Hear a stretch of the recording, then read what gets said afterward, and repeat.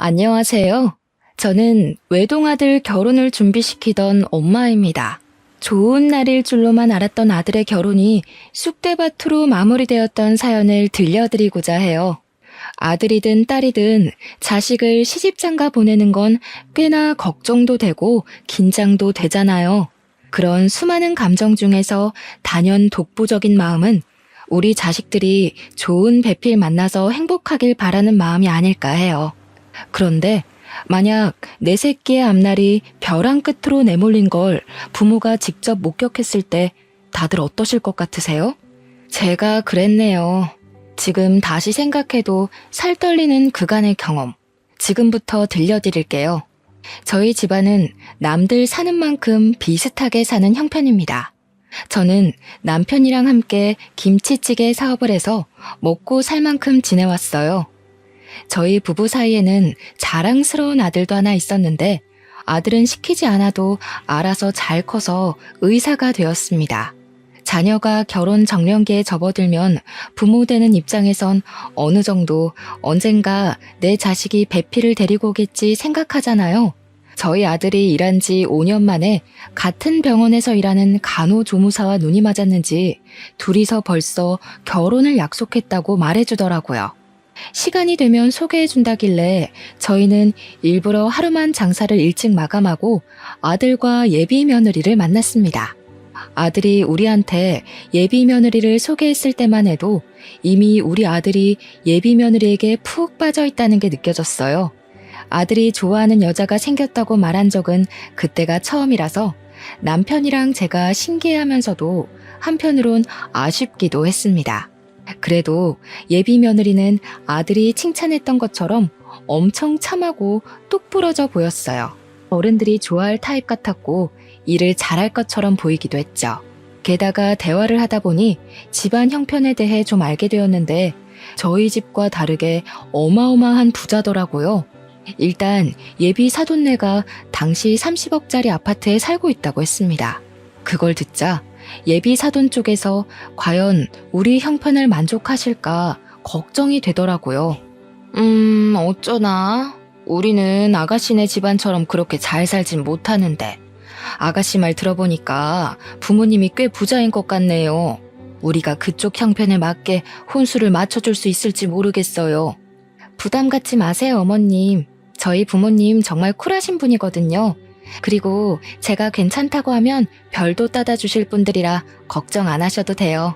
부담이 안 될 수가 있겠나요? 사랑은 둘이 하는 거라지만 결혼은 결국 집안 문제나 다름없는 거거든요. 집안 형편이 과하게 차이나면 분명 어딘가 문제가 생기기 마련이란 걸 보고 들은 게 많아서 걱정되었어요. 그래도 둘이 너무 좋다니까 저랑 남편이 딱히 거절하진 못했습니다. 아들을 실망시키기 싫었어요. 부모가 되어서 어쩌면 아들에게 해줄 수 있는 마지막 지원일지도 모르는데 마지막까지 아들이 원하는 삶을 선택해서 살 수 있도록 돕고 싶었습니다. 그렇게 아들의 결혼 준비는 쭉쭉 진행이 되었어요. 상견례 날짜는 꽤 빠르게 잡혔습니다. 남편이랑 저는 아들이 해준 옷을 입고 최대한 단정한 차림으로 상견례에 참석을 했어요. 상견례 위치는 예비 사돈네가 먼 길을 못 오는 사정이라고 해서 밑지방에 사는 저희가 윗지방으로 올라가는 걸로 합의봤죠. 그렇게 도착한 상견례장에서 저랑 남편은 경악을 금치 못했어요. 장소는 깔끔한 횟집이었는데 예비 사부인 옷차림은 그에 맞지 않는 화려한 차림이더라고요. 상견례에서 정답인 복장은 없다고 하지만 레깅스에 미니스커트에 뾰족 구두는 좀 아니지 않나요? 아무리 그래도 자기 딸인 예비 신부보다 튀는 옷이 말인가요? 바깥 사도는 나름 멀쩡한 차림이었는데 저러고 나온 사부인을 말리지 않은 것 보면 바깥 사돈도 생각의 관점이 일반적이진 않은 것 같았습니다. 물론 제가 보수적인 편이라 그렇게 봤을 수도 있겠죠. 남들은 어떻게 생각할지 모르겠지만 일단 제 눈에는 사부인 행색이 너무 이상했어요. 처음부터 좀 많이 놀라서 표정 관리가 잘 안 되었습니다. 남사스러워서 저희 남편도 사부인을 잘 못 쳐다봤어요. 사돈 쪽에서 먼저 인사를 건네길래 저희도 그제야 웃음을 걸치고 악수를 받아주었네요.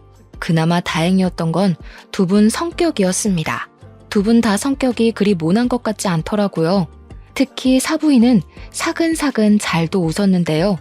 친화력도 장난이 아니라서 삭막한 테이블 분위기를 금세 띄워주더라고요. 우리 사위들 총각이 인물이 참 좋더라고요. 누굴 닮았나 했더니 박가사돈이랑 정말 판박이네요. 제가 관상을 좀 잘 봐요. 박가사돈 보니까 젊은 시절에 여자 꽤나 울리셨겠는데요. 정말 사부인 같은 여자 아니면 박가사돈 인물 감당할 여자 없겠어요. 아, 칭찬 감사합니다. 근데 제가 젊을 때는 그리 인물이 좋았던 편이 아니라서 오히려 아내 마음 얻는 게 어려웠었어요. 아내가 정말 인기 많았거든요. 남편은 사부인의 과하면서 가벼운 칭찬에 몸둘 바를 몰라 했습니다. 사부인 때문에 초면인데도 우리 사이의 분위기가 어색하진 않았어요. 하지만 시간이 갈수록 사부인 화법 때문에 희한하게 불쾌감이 생기더라고요. 저희가 이렇게 평범한 분들 만나는 건 오랜만이라서 그런지 마음도 굉장히 편하네요. 무슨 모임만 가면 정치인, 변호사, 검사 이런 사람들만 만나니까 늘 어깨가 경직되거든요. 근데 오늘은 완전 휴가 받은 기분이에요. 사부인은 대화 내내 약간 이런 식으로 얘기를 했습니다. 뭔가 우리 집안의 형편을 빙빙 둘러서 까는 느낌이라고 할까요? 그렇다고 저만 갖고 있는 의심 때문에 얼굴에 티를 낼 순 없었어요. 게다가 다들 사부인의 행실에 하하 웃기만 하니까 제가 더 나서서 주의를 줄 수도 없는 입장이었죠. 아무튼 상견례에서 대화를 하다 보면 당연히 혼수랑 예단비 얘기 나오지 않습니까? 저희도 당연한 순리를 거치려고 제가 한마디 먼저 언급을 했는데요. 제 말을 끊고 사부인이 먼저 흔쾌한 제안을 하더라고요. 그러지 말고 형편이 안 되신다고 들었는데 너무 무리하지 마셔요. 애들 결혼시키다가 허리끈 터지면 안 되잖아요. 그쪽 아들 몸만 보내주세요. 그럼 우리가 집이랑 예단 다 해결할게요. 네? 아니요, 그럴 수가 있나요.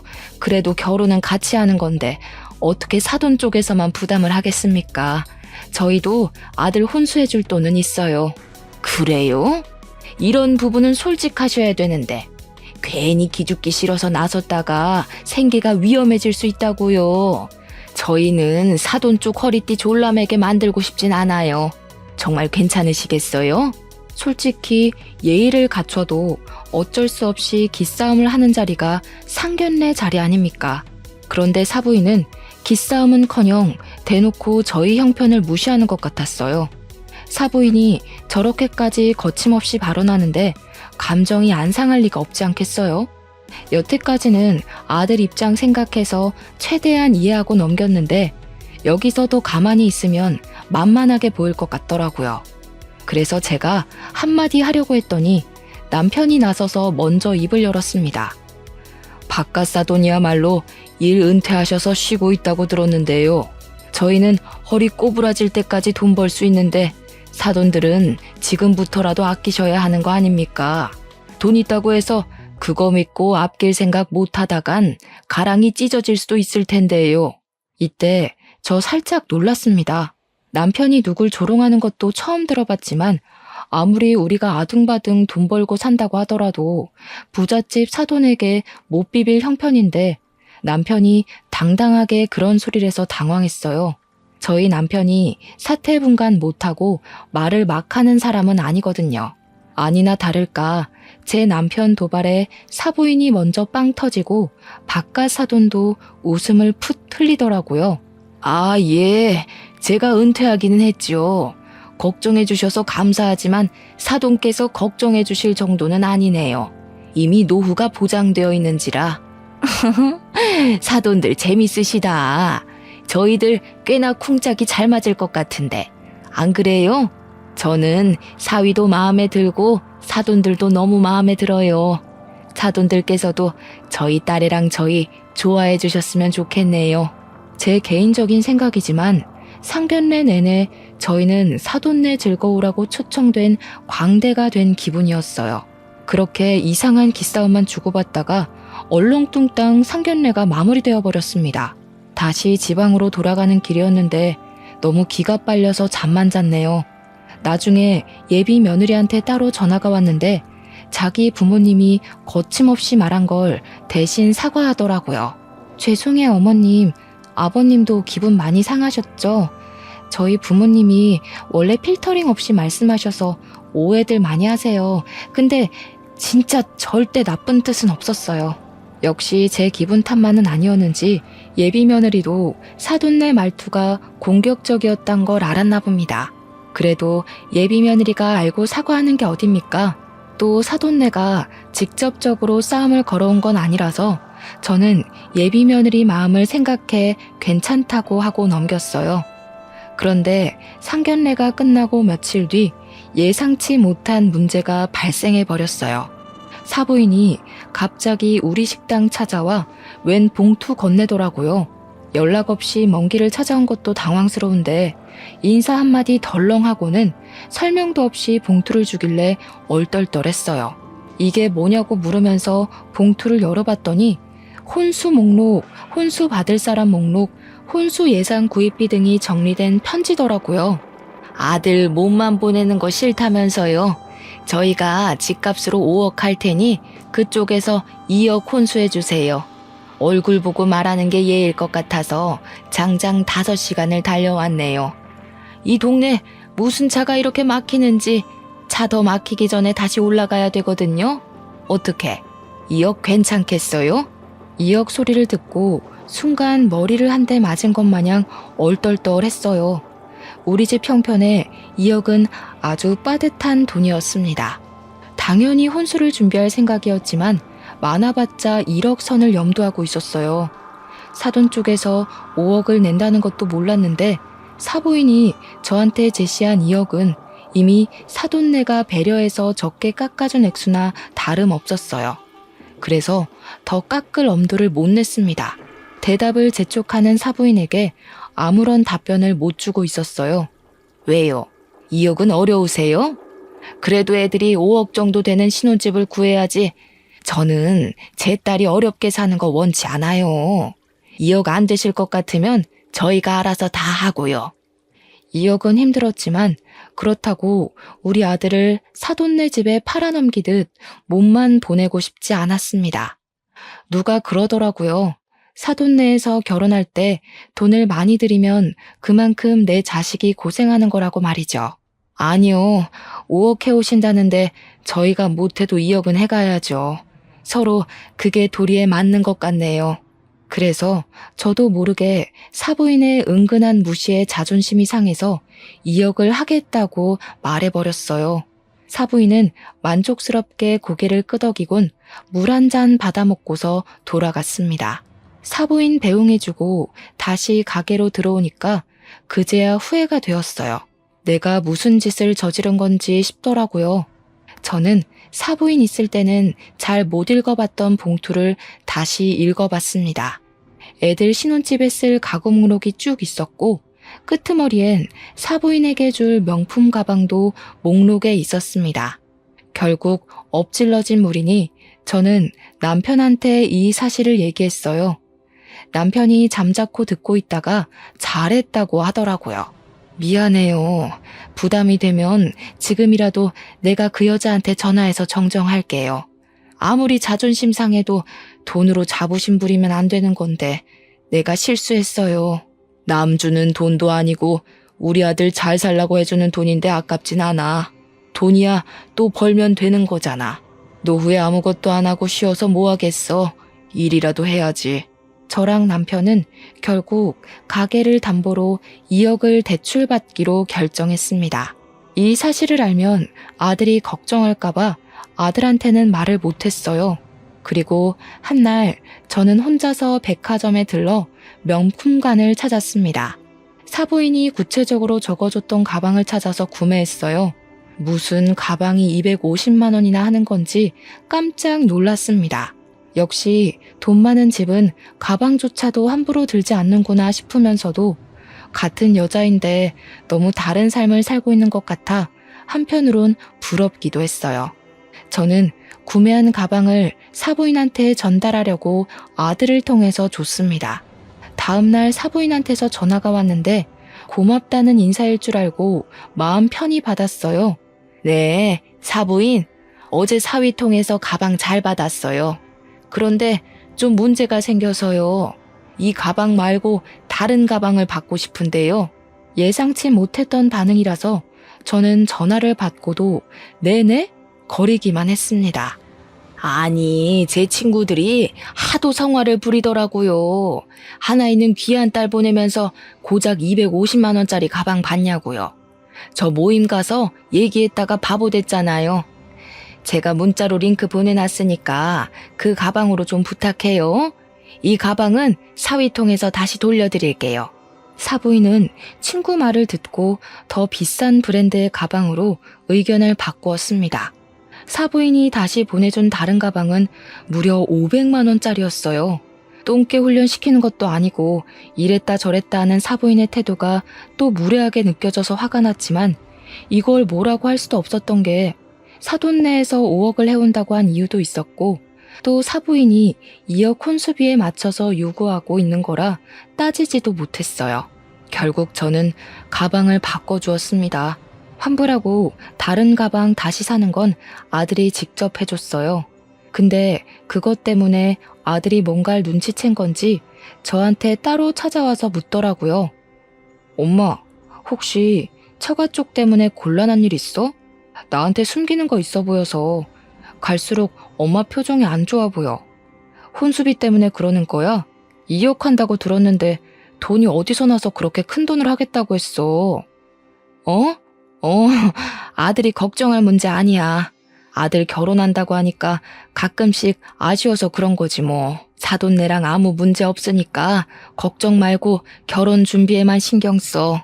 아들한테는 도무지 고민을 털어놓을 수가 없었어요. 어차피 저희가 혼수로 2억을 해주기로 했고 사부인은 2억 선 안에서 물건을 요구하는 거니까 욕을 할 수도 없는 노릇이었죠. 그런데 말입니다. 제가 잘 몰라서 그러는데요. 원래 애들 결혼 준비시킬 때 사돈끼리 마주하는 경우가 많나요? 제 주변에는 그렇지 않다고 하는데 이상하게 저희 집은 사돈네랑 자꾸 얽히게 되더라고요.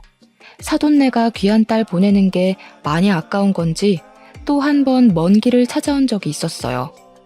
그날은 정말 해도 해도 너무한 얘기를 들었는데요. 어느 날 갑자기 우리 식당을 또 찾아온 사부인이 자기 딸 꾸민비 안 주냐고 하는 겁니다. 저 당시 꾸민비가 뭔지 몰랐거든요. 그날 사부인이 얘기하는 거 듣고 처음 알았습니다. 어머, 신부한테 꾸민비는 당연히 줘야죠. 저희가 5억이나 해주니까 그쪽에서 1억은 더 얹어주세요. 우리 딸도 명색에 시집 가는 건데 시부모한테 예쁨 받는다고 자랑할 수 있어야죠. 다른 며느리들 다 받는 꾸민비 우리 애만 안 받으면 체면이 서겠어요. 꾸민비가 사돈네 자식에게 사고 싶은 거 사입고 치장하라고 주는 돈이라고 하대요.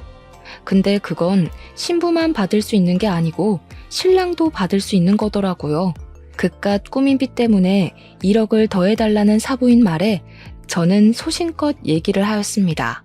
죄송하네요. 그만한 돈을 해줄 여력도 안 되고 더 대출받지도 못해서 꾸민비는 어려울 것 같아요. 그냥 서로 안 해주는 걸로 퉁치죠. 역시 돈줄 달리는 게 이렇게 금방 눈에 보여서 아쉽네요. 이래서 제가 딸한테 수준 차이 나는 사돈은 질색이라고 얘기를 했었거든요. 사위가 의사 아니었으면 구린내가 진동하는 이런 곳에 저희 딸 안 보냈을 거예요. 저 순간 잘못 들은 줄 알았습니다. 그간 사부인이 말투는 좀 경박했어도 사람을 대놓고 깎아내리진 않았거든요. 그런데 제가 1억 꾸민비 못 주겠다고 하자마자 돌변해서는 저희 집안이랑 제 아들을 깎아내리기 시작하는데 딱 알겠더라고요. 사부인이 원래 이렇게 무례한 사람이기에 그런 경박한 소리를 가진 거란 걸 말이죠. 사부인 아들 고집 너무 세더라고요. 근성이 얼마나 끈질긴지. 역시 가난뱅이 집안에서 태어난 것들이 쓸데없이 끈기가 좋아요. 자기 주제를 알고 여자를 골라야지 어디서 밤밑을 구르던 놈이 머리 위에서 놀던 여자를 눈독 들이는지 모르겠더라니까요. 사부인, 아들 밖에서 그러고 다니는 거 알고 계셨어요? 뭐라고요? 누가 발밑을 굴러요? 사부인, 지금 도가 지나치신 것 같은데요. 우리가 대단한 집안은 아니지만 그것 때문에 제 아들이 욕먹는 건 납득이 안 되거든요. 당장 사과하시죠. 어머나, 사과는 그쪽에서 하셔야죠. 제가 그쪽 아들 떼어내느라 2년이나 고생했는데, 근데 이놈이 어떻게 제 딸을 깨어냈는지 아주 거머리처럼 딱 붙어서는 절대 안 떨어지대요. 대체 아들 교육 어떻게 시킨 거예요? 지 분수 생각 안 하고 좋아하는 여자만 있으면 무조건 들러붙으라고 가르치셨어요? 알고 보니 사부인이 장장 2년간 제 아들을 반대했다는 사실을 알았어요. 사부인은 그간 제 아들에게 문자로 여러 번 예비 며느리를 만나지 말라고 모욕을 준 듯 했습니다. 자기 딸 발목 잡지 마라, 가난뱅이 사위 관심 없다, 우리 딸 집안 보고 만나는 제비새끼랑 다를 게 뭐냐 등등 말이죠. 그걸 굳이 제 앞에서 다시 읊어주는 사부인 덕분에 제 아들이 사부인에게 어떤 취급을 당해왔는지 모조리 알 수 있었습니다. 그럼에도 아들이랑 예비 며느리가 서로 너무 좋아해서 버티고 버텼던 것 같았어요. 게다가 아들은 저랑 남편이 상처받을까봐 일부러 말하지 않은 것 같았고요. 다른 건 다 참겠는데 사부인이 제 아들에게 끔찍한 모욕을 줬다는 사실은 참을 수가 없었습니다. 더 이상 눈에 뵈는 것 없이 화가 났던 저는 손님이 먹다 남긴 김치찌개를 가져와 사부인 머리 위로 부어버렸습니다. 사부인이 비명을 악 지르자 남편이 튀어나왔고 타이밍 좋게 아들이랑 예비 며느리까지 등장했어요. 아들이랑 예비 며느리는 그날 우리 집에서 저녁을 먹기로 했기에 일찍 들린 거였어요. 네 새끼가 그렇게 아까우면 죽을 때까지 끼고 살 것이지. 뭐하러 풀어놨어? 나도 당신 같은 장모한테 내 아들 못 보내. 시궁창도 적당히 시궁창이던가. 어디 술집 여자 같은 년이 감히 내 아들을 흉봐? 뭐? 술집 여자? 이 옆에 내가 돌았나 봐. 지금 이게 얼마짜리 옷인지 알아요? 내가 여기까지 오느라 숍도 둘렀는데 아이씨, 김치구리네 다 배웠잖아. 그래, 말 한번 잘했다. 우리 집에서 구린내가 난다고? 당신이 입 열 때마다 철철 흐르는 촌티보단 음식에서 나는 구린내가 100배 나. 어디 싸구려 주둥이랑 2만 원짜리 김치찌개를 비교해? 다 늙은 사람이 아직도 젊은 줄 알고 그딴 차림으로 다니는 거 진짜 볼썽사납거든? 실제 사부인은 상견례뿐만 아니라 제 앞에 나타날 때마다 미니스커트 차림이었어요. 복장만으로도 그 사람의 인품이 드러날 때가 있는데 여태 제가 봤던 사부인의 모습은 전부 술집 여자 같은 분위기더라고요. 부자든 말든 천박해 보이는 거랑은 다른 문제라 생각했어요. 천박한 년 입에서 내 아들이 나쁘게 언급되는데 부모로서 화 안 나겠습니까? 당장 꺼져. 다시는 내 가게에 발 들이지 마. 네가 수중에 몇 억을 갖고 있든 당신은 이 가게 들어올 자격 없어. 제가 이성을 잃고 다른 반찬들까지 사부인들한테 던지기 시작하자 남편이랑 아들이 저를 급히 말렸어요. 그리고 예비 며느리가 얼른 자기 엄마를 데리고 밖을 나가버렸습니다. 저는 불이 나게 도망가는 사부인 뒷공무니에 대고 나 이 결혼 절대 허락 못한다고 파혼하자고 고함을 쳤어요. 그렇게 다음날 예비 며느리가 우리 식당을 다시 찾아왔습니다. 사부인이 꼴보기 싫으니 며느리도 보기가 싫더라고요. 그래서 냉랭하게 대했더니 예비 며느리가 갑자기 제 앞에 무릎을 꿇는 거 아니겠습니까? 저희 엄마가 철이 없어서 그래요. 제발 한 번만 용서해 주세요, 어머님. 제가 다신 저희 엄마 이곳에 못 오게 만들게요. 저 이 결혼 꼭 하고 싶어요. 너네 엄마가 장장 2년 동안 내 아들을 사람 취급도 안 했다면서 내가 정신 나갔다고 그런 집에 내 아들을 사위로 보내겠니? 이렇게 문제가 되기 전에 진작에 네 엄마 말렸어야지. 이미 내 아들한테 상처 다 줘놓고 앞으로는 안 그러겠다고? 그걸 내가 어떻게 믿어? 죄송해요. 정말 한 번만 믿어주세요. 저 오빠랑 결혼 못하면 죽어요. 어머님이 시키는 건 뭐든 다 할게요. 결혼만은 제발 무르지 말아주세요. 저 한 번도 예비 며느리에게 언성을 높인 적이 없는데 그날은 좀 따끔하게 혼을 냈습니다. 예비 며느리는 제 아들을 정말 사랑하고 있다고, 이대로 파혼할 수 없다고 계속 싹싹 빌었어요. 솔직히 사부인이 문제지 며느리는 잘못이 없잖아요. 하루도 아니고 매일 찾아와서 손이 발이 되도록 싹싹 비는 며느리 때문에 마음이 약해진 저는 결국 못 이기고 봐주게 되었어요. 물론 결혼 허락하는 대신 사부인더러 내 앞에 와서 직접 사과하라고 시켰죠. 며느리가 그러겠다고 고개를 연신 끄덕이더군요. 그리고 며칠 뒤 사부인뿐만 아니라 박가 사돈까지 우리 식당을 찾아왔습니다. 예비 며느리랑 아들까지도 퇴근하고 김치찌개 집으로 모였어요. 저랑 남편은 식당을 일찍 마감하고 다 같이 식사하는 시간을 가졌죠. 가벼운 안부 인사를 나누는데 어째 상견례 때보다 더 어색했습니다. 가족들이 저랑 사부인의 눈치를 많이 봤어요. 그리고 사부인은 우리 가게 들어와서 한 번도 저를 제대로 쳐다본 적이 없죠. 식구들한테 한 소리 듣기라도 했는지 늘 기세등등한 모습도 없었고 복장도 꼴불견 같던 미니스커트가 아닌 얌전한 롱스커트였어요.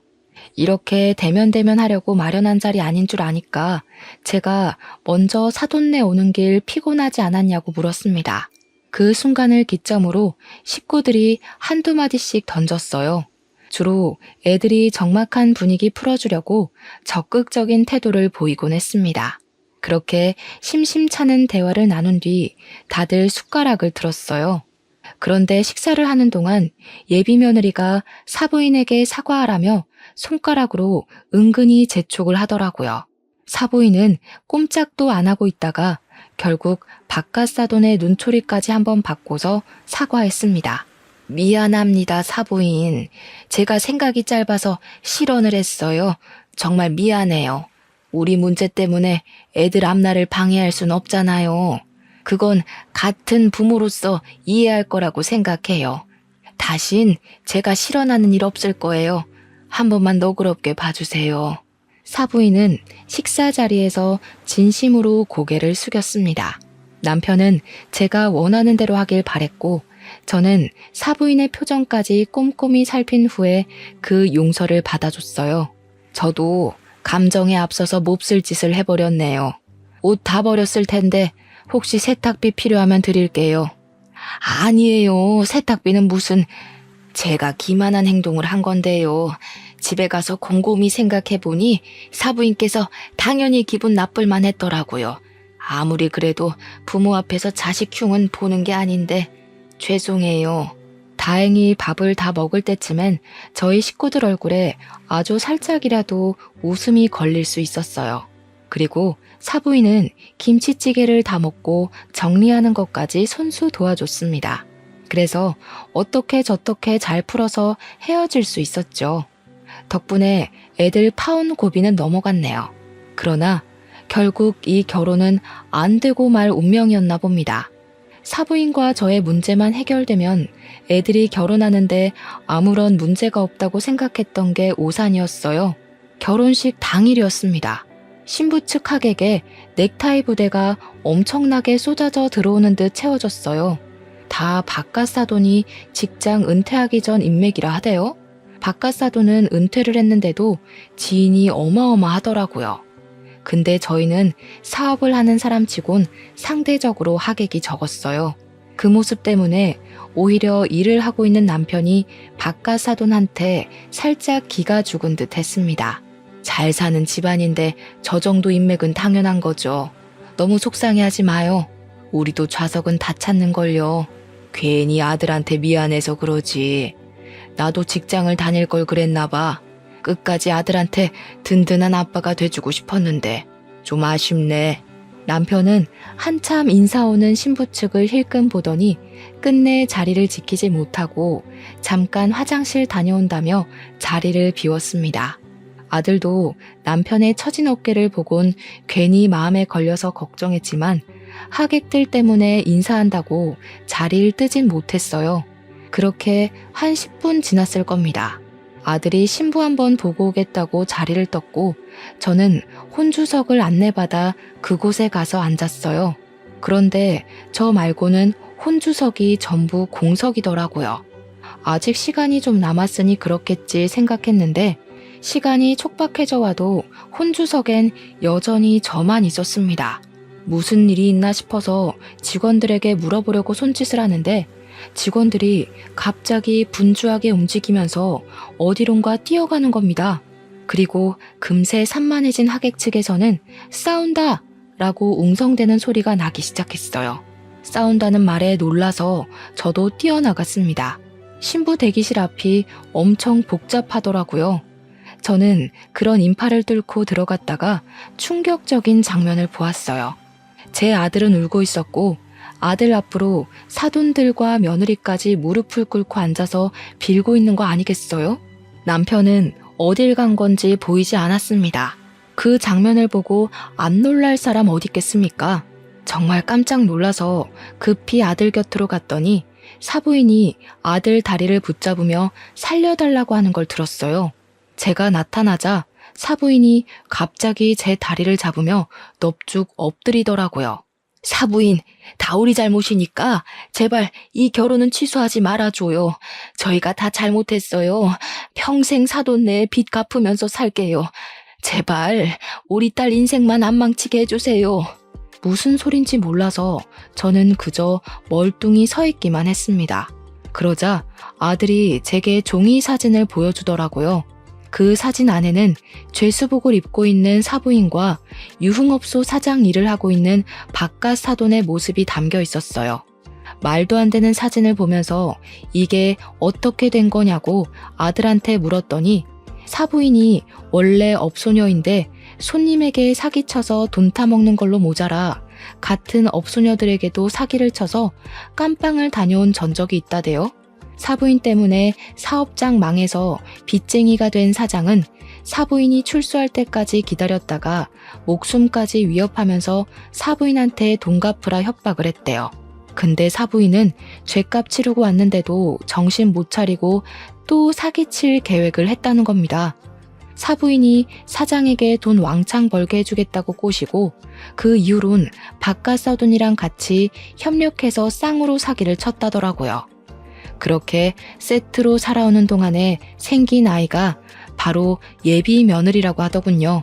당시 생각지도 못한 아이가 생기자 사돈들은 아이를 버릴까 하다가 아이까지 사기에 이용하기로 했고 며느리는 자라면서 다양한 용도로 부부 사기단의 도구로 사용되었다는 겁니다. 며느리가 성인이 되고 나서는 사위될 사람을 건져서 돈을 빼먹으려고 했다네요. 그 사위로 두 번째 지목된 남자가 바로 우리 아들이었어요. 우리 아들이 그 미끼에 걸려든 거였죠. 이 사실은 지난 과거, 사부인 때문에 사기당했던 같은 업소녀들이 사부인 잘 먹고 잘 사는 꼴 방해하려고 나타나서 다 밝혔던 거랍니다. 그러니까 여태 사돈네가 저희 앞에서 떵떵거리고 비웃었던 모든 모습들이 거짓이라는 거예요. 기가 막혔던 저는 제 다리를 붙잡고 있는 사부인을 냅다 차버렸어요. 그럼 그지 새끼들이란 거잖아. 술집년같이 생겼다 했더니 진짜 술집년이었어요? 가진 것도 없으면서 어떻게 그런 배짱을 가질 수가 있어요? 우리 집 돈 훔쳐간 걸로 모자라 우리 시간도 진심도 다 기만하신 거네요. 잘 됐네. 이번엔 초범이 아니라서 깜빵밥 길게 먹을 수 있겠어요. 아니에요, 사부인. 저희 이번 결혼하면 나쁜 짓 다 청산하기로 했다고요. 모르는 사람들 말 믿지 말고 저희 말을 믿어주셔야죠. 그쪽들 과거 잘못 청산하라고 내 아들 결혼시키는 거 아니거든요. 그러고 보니 당신네 딸도 참 웃기네요. 다 알면서 어쩜 그렇게 내 아들 사랑한다고 잘도 질질 짰을까. 부모한테 배운 게 사기치는 것밖에 없어서 몸에 배웠나 보죠? 새파랗게 어린 년이 벌써부터 지 무덤 팔짓이나 하고 말이야. 나 원참 어이가 없어서. 어머님, 저는 모르는 일이에요. 저는 정말 오빠 사랑했어요. 엄마 아빠가 사기친 거지 저랑은 관련 없는 일이라고요. 끝까지 자기 잘못을 부정하는 예비 며느리의 태도가 저를 더 화나게 했습니다. 예비 며느리가 어머님 하면서 또 질질 짜길래 저는 사부인 목에 걸려있는 스카프 잡아 빼서 며느리 얼굴에 던져주었어요. 딸 인생 망치지 말라고요? 지금 딸 인생을 누구한테 맡기는 거예요? 딸 인생 살리고 싶으면 자식을 낳는 순간 정신 차리고 똑바로 살았어야지. 앞으로 그쪽 내 딸이 불행한 건 전부 당신들 탓인 거야. 나도 내 아들 인생 살리려고 쓰레기 거르는 거니까 당장 꺼져. 사돈들은 이 상황을 돌이킬 수 있을 거라 생각을 하는 건지 계속해서 사과만 했습니다. 이렇게 소란스러운 와중에도 남편은 어디 간 건지 도통 모습을 안 드러냈어요. 저라도 아들을 지키고자 아들을 데리고 신부 대기실을 나왔습니다. 그러자 남편이 경찰과 함께 엘리베이터에서 내리더라고요. 저희 뒤따라 나온 사돈들에게 삿대질을 하면서 경찰더러 저 사기꾼들 잡아달라고 부탁하고 있었어요. 내가 진짜 설마 했다. 그런데 하객 고용으로 인맥 속인 걸로 모자라 집까지 사기를 쳤어? 경찰 선생님, 저놈들 저거 한두 번 해본 솜씨 아닐 거예요. 당장 저 사기꾼들 잡아가 주세요. 경찰들은 막 도망치려는 사돈들과 며느리를 붙잡았어요. 저랑 아들은 남편에게 상황을 물었습니다. 그랬더니 남편이 하객 봤다 말고 화장실을 갔을 때 무슨 얘기를 들었다고 하더라고요. 신부 측에서 넥타이 부대 전체를 하객 아르바이트로 고용했는데 고용하게 된 이유가 바깥 사돈이 우리 남편 번듯한 사업하고 있는 거에 기죽지 않으려고 되레 우리 남편 길을 꺾어주고 싶어서 그랬다네요. 그 사담을 듣고 바깥 사돈의 신원이 의심스러웠던 남편은 아는 지인 부동산에 개인적으로 전화해서 사돈이 산다는 아파트 주인이 누군지 알려달라고 부탁했다 했습니다. 아파트를 바로 알아본 것은 사돈들이 뭐만 하면 아파트 자랑을 그렇게 했었거든요. 그 아파트가 워낙 유명해서 사돈네 동네에선 그 아파트 이름 대면 부자라는 게 증명이 되는 셈이라더라고요. 그래서 남편이 가장 먼저 부동산을 알아봤던 겁니다. 남편 지인은 아는 사람 부동산을 건너 2달이 넘긴 부동산을 연결하여 집주인을 알아봐줬어요. 황당하게도 사돈네가 산다는 아파트엔 집주인이 따로 있었습니다. 그리고 거기 새들어 살고 있는 사람들이 사돈네였어요. 그러니까 이런 거죠. 사돈네는 우리한테 집안 재력을 속이기 위해 단기로 이사를 했던 겁니다. 아들이 자기 처가에 인사 간다고 한번 들어가 봤다던 그 30억짜리 아파트는 그들이 빚을 내서 보증금 3억에 월세 400만 원으로 들어가 있던 거였어요. 심지어 빚을 낸 것도 다 사채라네요. 일부는 우리한테 돈을 빼내서 갚았다더군요. 그리고 나머지 빚은 애들 결혼시킨 뒤에 저랑 남편의 자존심을 좀 더 긁어서 계속 돈을 빼낼 작정을 했던 겁니다. 너무 기가 막혀서 저는 경찰들이 연행해가는 그들 앞길을 막았어요. 그리곤 불쌍한 척하는 사부인의 얼굴을 한 대 때려줬습니다. 하고 사는 꼴이 정말 치가 떨리게 한심하네요. 깜빵 가서 되도록 오랫동안 안 나왔으면 좋겠어요. 딸 생각 조금이라도 한다면 제발 싸구려짓 좀 그만하고 정신 차리세요. 사부인은 이미 경찰이 등장한 이상 저에게 사과할 필요를 못 느낀 건지 제게 덤비려고 몸부림을 쳐댔어요. 경찰이 잡고 있지 않았다면 그 기다란 손톱 때문에 얼굴에 상처가 생겼을 겁니다.